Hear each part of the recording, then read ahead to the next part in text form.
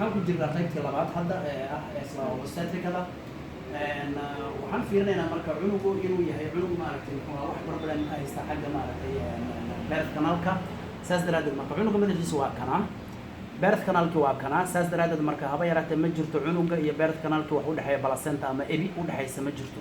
saas daraadeed marka waxyaabahan ilaalinayna waxaa ka mid ah in cunuga madaxiisa iyo kaadahaysta hooyada ay ebis oo kala dhex gasho kale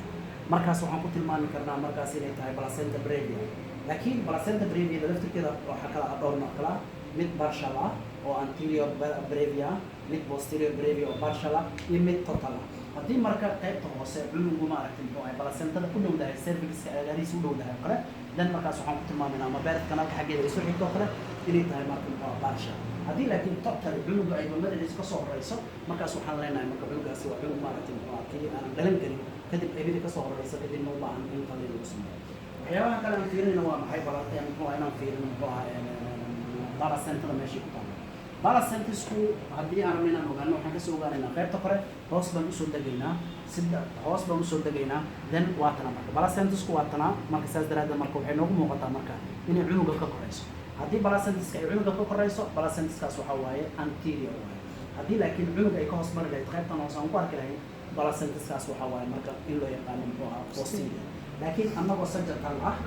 cala haddii annagoo sagittal ah aan ku aragno in placentasku ay shaashada qaybteeda kore iyo qaybteeda hoose isla wada buuxinayso markaas waxaan ku tilmaami karnaa inay tahay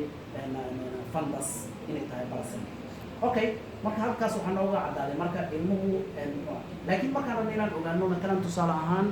ilmuhan macnaha markaan rabno inaan ogaado genderkooda oo kale mararka qaarkood si aan u ogaano genderkooda oo kale waa inaan haysanaa femoralka full lengths inaan haysano